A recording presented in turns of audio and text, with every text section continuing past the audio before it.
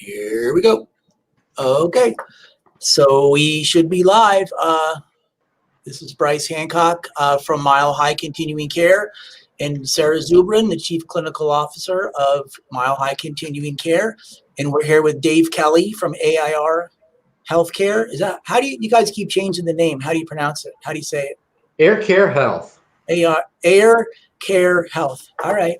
So I've known Dave for, I don't know, like I think I met you, I think 5 years ago when I came up for NATAP. Yeah. And Andrew, who is your boss, was one of my best friends in college, and we got up to like all kinds of no good together. And then right after college, he crashed and burned big time in DC and ended up going to treatment in at Hazelden in Minnesota. And that's how you came to know him. And you guys took me around you showed me the ropes and showed me how to do it. And it was really a great time for me because I was brand new. You know, I just had this like one sober house and I was all excited. And it was like a really big deal to have you guys take me around. And I think it was a big deal for Andrew, kind of like, I don't know, like show off for his, college friend. Like, that's always fun, right? And so I love what you guys do. When Andrew explained the case management aspect of what you guys do, I just totally fell in love with your business model. And so what we really want to get in today is the importance of aftercare. And I know Andrew can talk all day about sober living and case management, and I know what you do. And I know why Andrew started doing what you guys do, because you interrupt me if I'm like off or whatever. He was an interventionist and was good at that, going in, meeting the family, meeting the kid who's on drugs or whatever, getting them into treatment. And he got frustrated because he'd get them into treatment. They'd go to treatment for 30, 60, 90 days, and then they'd relapse. And he felt like he wasn't making an impact, right? Right. And so he started doing case management? Yeah. And I could tell you a little bit more about sort of the history of AiR and my experience too. Personally, I thank you, first of all, for having me on the show. Yeah. It's a pleasure to know you. I'm very proud of what you've done there in Denver and what you bring to that community. I lived in Evergreen and in Conifer and other places up in the mountains. And so at that time in my life, as I was I'm in recovery, I was getting to know the recovery community in Denver. And so you've successfully filled a desperate need in the Denver community and lead the way that way. So I'm very proud to be on your show. Thank you. To know you and the energy and the passion that you've brought to the program there, and the persistence. So thank you. I just say that honestly, authentically, because this field is very tough for people, and it's life and death, right? We've got people dying out there, and epidemics and pandemics and all the challenges that are coming along. But at the heart of it is people like you, both of you guys, that are talking to people heart to heart and having good conversations and helping families. I think that's one of the things that AiRCare Health is huge on, is families. And so we'll talk about that a little bit along with case management. Yeah, we started out as an intervention company, and my background is that I knew Andrew back 30 years ago when I worked at Hazelden. And I worked there for a long time, and I worked at all levels of care and continuing care and aftercare groups. And I saw that there was a gap once people were discharged. So people were giving great treatment, and that's probably true for most treatment centers across the country. And then, and on some level, some kind of family help. And then when they were discharged, they were given recommendations. And what we learned over a long period of time was that the lack of engagement in those aftercare recommendations continuously led to sort of a revolving door, a relapse situation. And in addition, family had no contact after that. So it was a very important kind of experience. I myself am a former alumni of halfway houses and sober houses. And so I believe in that component as well in terms of structured living and community and things like that that are so important for people in early recovery.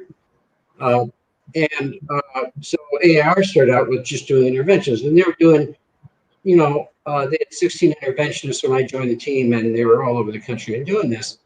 About 3 or 4 years into the company's establishment, uh, those of us who came from that background of continuing care and the belief in early recovery, maintenance, and support, meaning early recovery, meaning maybe in the first year or two, not the first month or two. Right. Wanted to develop a system, and the system was to provide long-term support.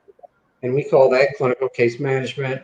We have a specific program called the Recovery Assistance Program, but it's there are other programs out there around the country that are similar that help people. And so this is sort of a model of help that has been brought to the forefront, I think, and continues to be because it's proactive, supportive of family, and supportive of the patient.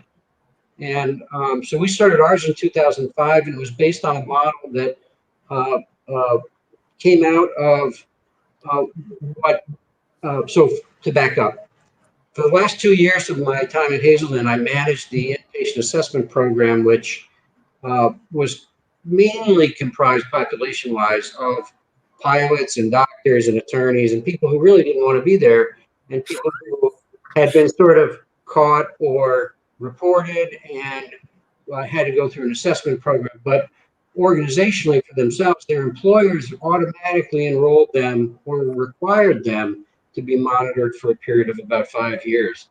And those were for safety reasons, for other reasons. But the byproduct of that was that their outcomes went way up. They were sober 5 years down the road.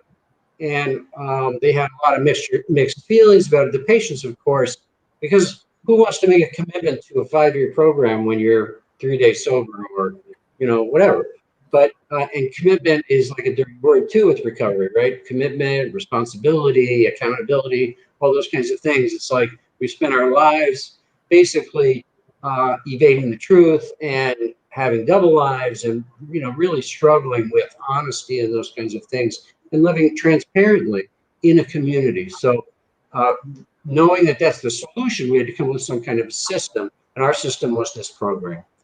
And because we saw the success in the Doctors and Pilots program, we decided that at that time, in 2005, there really were no other companies offering this on a wide scale. And so we started offering it to people with all kinds of backgrounds, substance abuse, addiction disorders, mental health alone. We worked a lot with Menninger in Houston, and they became quickly aware of the fact that their patients were in need of help as well. And I think probably the biggest piece was that families started to get attention down the road on a regular basis where they could call in and get support. And the program was comprised of regular telephone contact and engagement with the patient, wherever they were. They could be in Europe, they could be wherever. Nowadays, we can do it Zoom even. So it's even better to see people. But we had regular contact with patients. We had regular contact with families. We also called people like you and would say to the manager of a sober house, how is Sarah doing today? Sorry to use you as an example, Sarah, but my boss always does that with me. How's Sarah doing? Is she following the rules? Is she showing up? Does she seem, as my counselors used to say, is it real and is it really happening? And tell me, let's be real about this, And that was a fantastic experience for people to be engaged that way. Rather than being handed a piece of paper and saying, basically, good luck, we're going to continue to help take care of you and support you. And we're going to continue to support families as they go through their own stuff with all of this. So it's not that primary treatment doesn't do a good job or that outpatient doesn't do a good job but this is a complementary service that ensures in a proactive way what can be the end result, a higher sobriety outcome, and also family satisfaction, family health as well. But the program was comprised of the family contact, the phone contact with the patient. We reached out to collaterals like you guys, a psychiatrist, a therapist, a doctor, maybe all of them on a regular basis. And it was designed so that, and it also included drug testing, and I'll get back to that in a minute. So there's some verifiable results. But uh, it was designed so that there was more contact up front. And as people planted themselves into the community, utilized the resources that were around them and were being recommended, that they would need less contact from us. And that's our goal, is that they never need to come back to us. I mean, that's the hope. If they want continued support, we always offer it. But the idea is that people are out there in the community living their lives happily, and they go back to college and they get their jobs back, and they support, they have a supportive family, and they get married, and they get all these things that uh, we used to look at, other people and think, how do they have these real lives, I don't know how they do it. Well, we help guide them through that. And uh, first 3 months is once a week, and then it drops down the next 6 months to every other week. And then the last month or 3 months is once a month. But along with that, our program uh, offers an open door. So if patients feel like they need extra support, they can call in at any time, including weekends, nights. There's always a clinician on call, a master's level clinician. So then if families have a concern separate from the patients, which is very common and very normal, right? It's normal to have someone come home from treatment and not know what to do, not know how to act, get suspicious. Maybe they see old behaviors, they see struggles. Maybe there's a positive drug test. What do they do? And so they have someone that they've been connected to for a period of time that they can talk to. The drug testing is done randomly. It's done through a video kind of platform where they can do breathalyzing and saliva testing, and also now medication management, which is really interesting.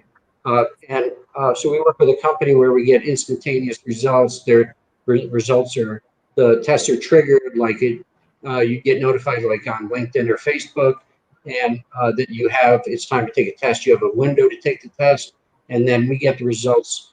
The client actually videos themselves taking the test and then holds up the results to the video. So we get to see that. We can act on that quickly if there's some issue that's going on. If there's an irregular test, we call the client. If there's a positive test, we call the client with the idea of how are we going to support you to get back into treatment or to a higher level of care or the resources that you need. Nobody ever gets kicked out of the program. You always can stay no matter how you're doing. As a matter of fact, a lot of times also patients can not answer the phone, but we'll continue talking to the family. And, so somebody's always going to be involved in help. So we ran this type of program nationally on an individual basis from anybody that wanted it for about 7 years. And we had tremendous results. And we started to realize as the program grew that we could do this in a larger scale. And I'll talk about a study that we did on this and help you with that a little bit so people out there can understand that, and I'll send you this, screen share, whatever you'd like. But it was the Journal of Substance Abuse Medicine. And it was a private study that we did. And at one point in 2014, a major treatment program in the United States for substance abuse and mood disorders approached us and said, we know you do this. We would like to offer you a pilot project to work with our patients that come in strictly for our substance abuse program at first. Later on, it became all of their programs. But the study reflected the initial pilot project that we did. So anyone that was admitted to that program, they had 110 beds. Anyone that was admitted to that program became automatically enrolled in our program at that time. We were introduced to them. They knew that we were going to be with them for an hour. It was part of their fee for coming into the treatment program. The cost was incorporated. And we immediately contacted the family also and let them know who we were, and that we'd be with them for a year. And most families were aware, but some families weren't. But it was nice for them to hear a voice, right? That somebody would be there with them and explain the program and have some assurance that things would be okay. There's an elongated system of care. And so we started working rapidly on a large scale, meaning we've got about 110 patients per month for 3 years. We had an independent psychologist, Dr. Stephen Proctor, uh, analyze our outcomes. And we had an expanded database and a good analytics system that we worked with. And it was published in the Journal of Substance Abuse Medicine. And that was 3 years long?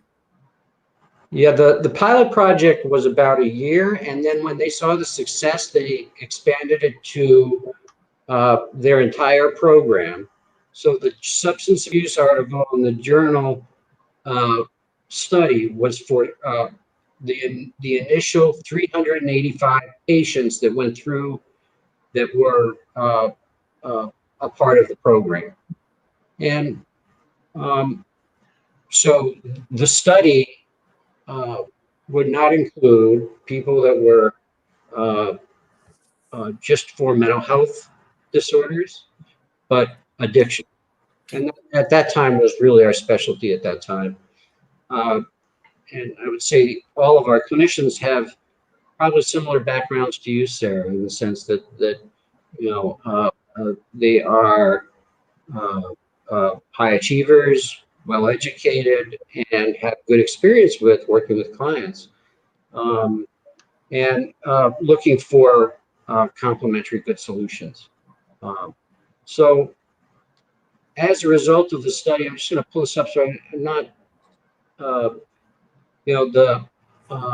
what we were trying to see was compliance with aftercare recommendations and adherence to that, sobriety, abstinence at particular stages, 6 months and 12 months, and family help, what that looked like and what that felt like to people.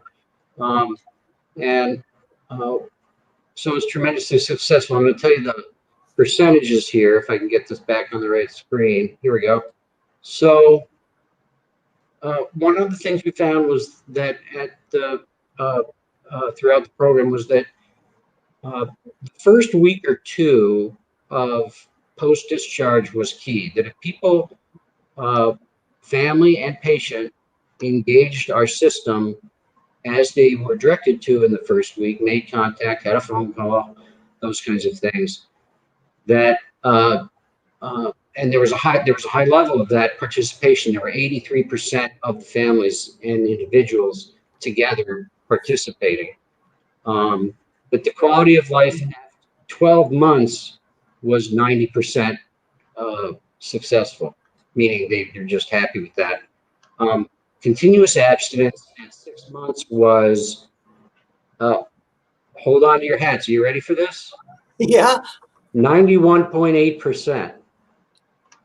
And past 30-day abstinence at 12 months was 87%. Continuous abstinence at 12 months was 70%.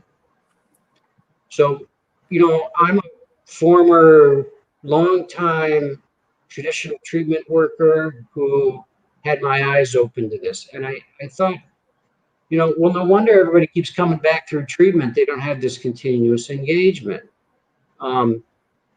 Outcomes have always been self-reported in many ways and not verified. This program offered the drug testing component, which was really important. So a mixture of verification from providers like you, providers like psychiatrists, therapists, feedback from the client. I mean, I can't tell you how many times I've talked to over 5,000 families in my time at AiR, which is like about 12 years. And a lot of families will tell me, I can hear in my son's voice whether he's sober or not, or in a certain thing that they do. And I can call a therapist, and the therapist will tell me what's going on.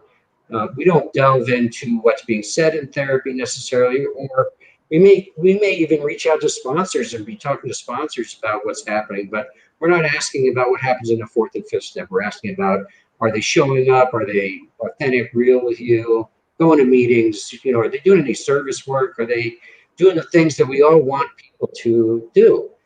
And then combine that with the verifiable drug testing, and we get a pretty good idea of what's really happening out there.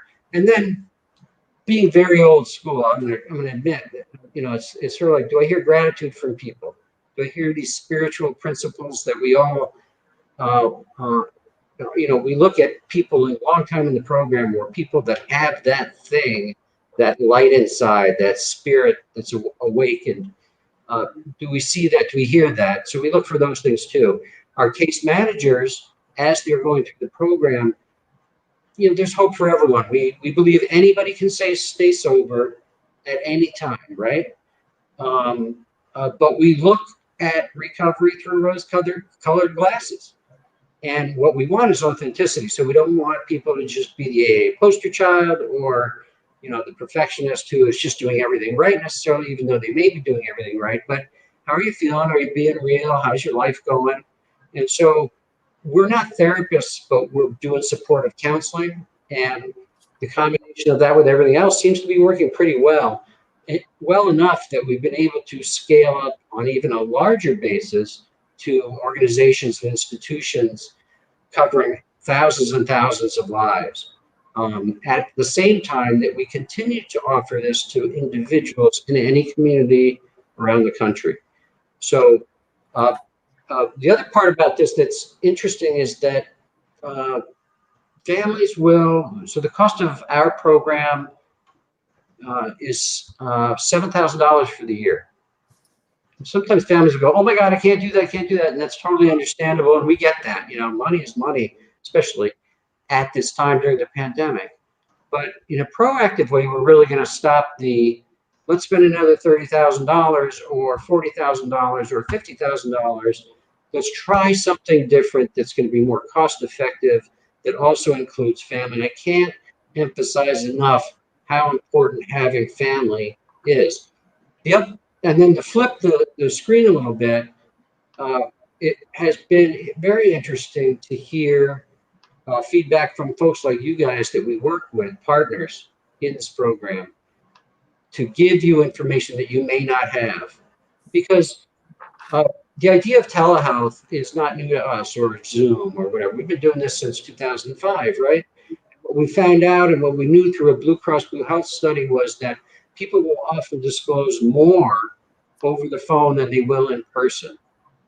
And there are many reasons for that, but it's just a fact. So we may be able to give you information that you can use on the ground, that we just learned 10 minutes ago on a phone call with a client who may not tell you something. And I know, having been a counselor at a halfway house for 6-7 years, that there's certain things I didn't want my counselor to know about. I was doing a lot of good things, but there were certain things early sobriety is go out there, you have some education, you have some streetwise, but you don't know, there's no handbook on how to live. You go out there and experience it, and that's the greatest experiment in the world. How do I have relationships that are healthy with people? Do I serve myself, my higher power, other people? I move through the program, I'm practicing the steps and all that kind of stuff. But how do I really, it's such a challenge. I have to go out and look for a job. Are you kidding me? I don't know how to fill out. I haven't filled out a job application in 10 years. How do I talk to my family on Sunday night or Saturday night? Or do I even do that? For me, I hadn't called my family in 5 years when I got sober. They thought I was gone, and I was living on the street in Minneapolis. So the idea of reemerging and getting support and having somebody to talk to about practical, common sense kinds of things that would be helpful was huge for people. And we found people were calling us all the time, more than their regular schedule, which we're fine with. And we also make a very concerted attempt. I think it's important to recognize what our role is. We're not therapists. We're not the manager of the sober house. We are not sponsors. But what we want to do is push people to get connected and use those resources. So that's kind of a history of the program. And what we're aiming for is healthy, happy, young, old, anybody that wants to get free from this addiction, get some relief, and get back into real life, be one of those people. And then to have families feel like they're along in the journey and that they have uh, practical advice about how to handle situations that they should have no idea how to handle. There's no way that people should be expected, no matter how many degrees or CEO positions you've had or whatever. There's no way. Recovery is a different animal, and the illness is a different kind of a thing. So only folks that have this nuance, like you guys and us, and people in recovery, are going to experience it. It's like Chinese to people, right? So let's have as much help. And the idea is, I think, lastly, is that invest in the loss is the message to folks. That do more now rather than later, because you would do the same thing if it was cancer or diabetes or any other chronic health issue. You would offer as much as you possibly could to get someone healthy and then continuing care. Man, I'm talking a lot. Yeah. So what we're talking about is, in our society, when somebody has, substance use disorder, they've overdosed or a DUI, or they're drinking themselves to death, we send them to rehab. We send them to 30 days of treatment, 28 days of treatment. That's kind of how we think about it in this country. Hopefully. Right. Well, and you guys saw that people would leave 30 days of treatment and relapse. And you also saw that pilots and doctors who were managed over a long term, 1 to 5 years, did really well. And I know a lot of people thought, well, that's because they got a great job and they're really smart and they want to keep the job. And you guys said, no, we don't believe people want to show up this way. They don't want to be alcoholics and drug addicts and struggle and do this cycle of prison and jail and rehab. And you said, we're going to take this program and we're going to apply it to regular people. And so when you go to residential treatment, you get a care management plan, like a treatment plan, and it always goes out a year, I believe, right? Yeah. And so you guys hold them to the plan, and you saw in a real study large amounts of people staying well and staying sober, and if they didn't stay sober, they got back into recovery, right? And so if you're struggling or your loved one is struggling and you want them to have a high quality life a year from now, there's a really good way to do it. And this is the way to do it. Yeah. And, people are people, they have jobs. They are, sometimes they understand the program and they agree to join. They don't answer the phone. We've literally had people call us after 6 months of not answering the phone and say, I got every single message you left me. And and I knew that someone was out there. Thank you. Uh, uh, and so they're on their own path. We're not next to them, but we understand that. Same thing with families. They'll say, I don't see the value in this program in the first few weeks. Or maybe the family wants to wave a magic wand and think the treatment is just a cure.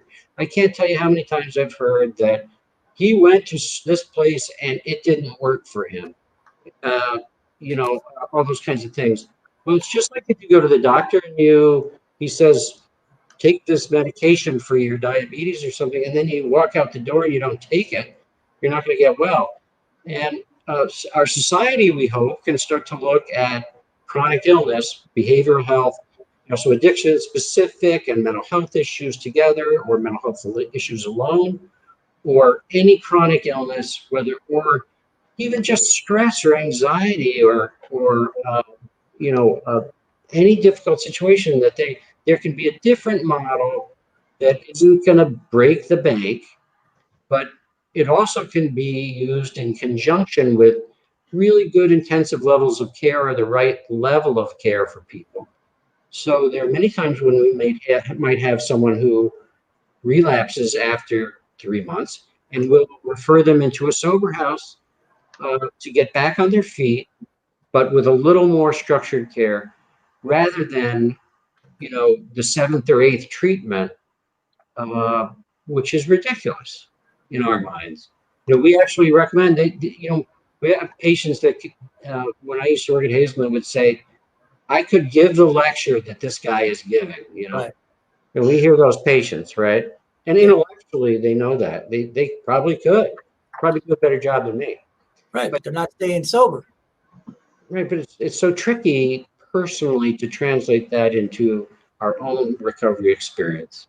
Yeah. And so, men, women, we have, uh, uh, uh, culturally sensitive case managers who work with lots of different populations.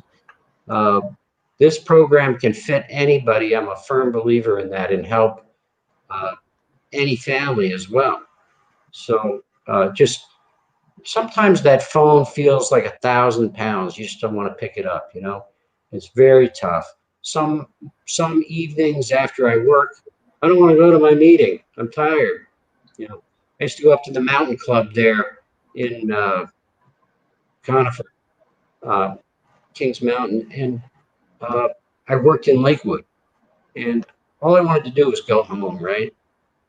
Um, but to have someone who would call me and say, "Hey, my sponsor might call me, might not," but to have somebody else there who would, have this conversation, like a real conversation about how things are going, and understand, empathetically and compassionately about what's happening, but also have some kind of firm support to do the right thing, head in the clouds and feet moving in the right direction. We want people solidly in the program, or at least showing up authentically and saying, I don't want to do this and all that kind of stuff. Because if people go, the longer they go without engagement, the longer the more risky it is for them. And we know what's coming.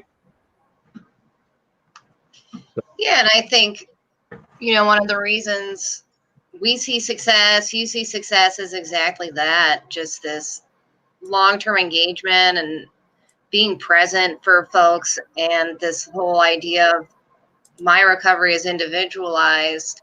It doesn't just boil down to a lecture or a therapy group. It comes down to, like, how do I do recovery every day for the rest of my life?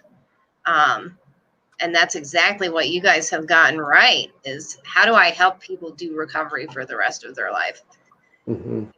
Taking what works and just pushing that further and making sure that it's more available to a lot more people. And I love the family component piece.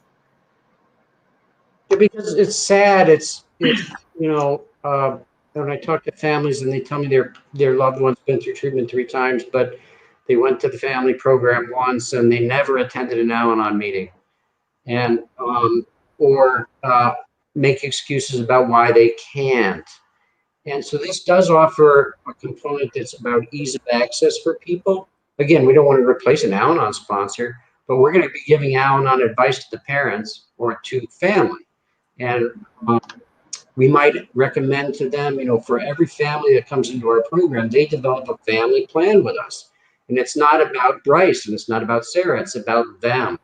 Yeah. And what are they going to do? And so that's a different approach in terms of keeping them accountable. And then the advice we might be giving them, if Brice is having a problem, it might be different than their initial reaction would be.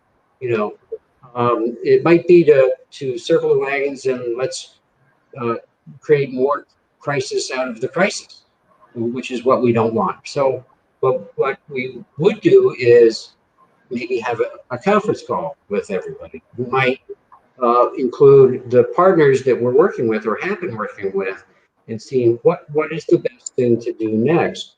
Let's slow this down, talk, figure it out, and then act on that and try something different.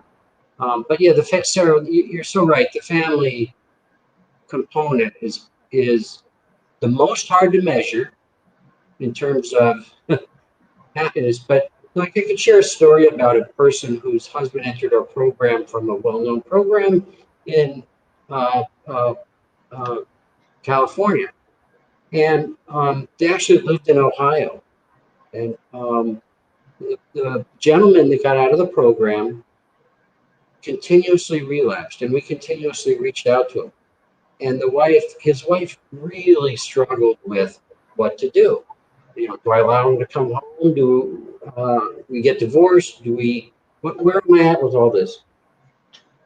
And she went from that kind of a struggle to 9 or 10 months later, we got a call from her, and she was driving down Highway 1 in California in a convertible. She had taken a 2-week vacation for herself to take care of herself, and she had mapped out Al-Anon meetings for herself the entire way down on her vacation. And she was just calling us to let us know that she was free. And she hadn't made any decisions out there in terms of externally that I'm not going to divorce him yet, I'm not going to do these things. She was taking care of herself. She was healthy, happy, and she had support.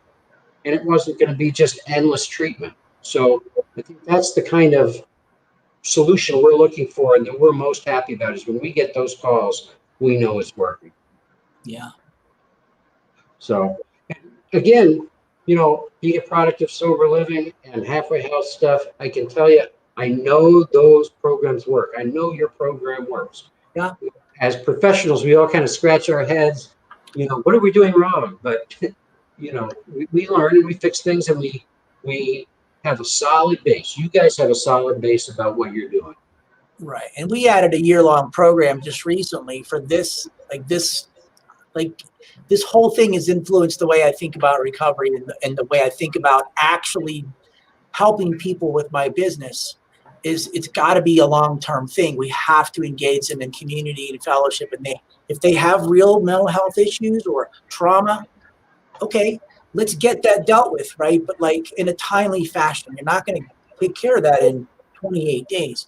And so that's what our program morphed into, is because of what you guys do and what you're preaching right now is that long-term thing.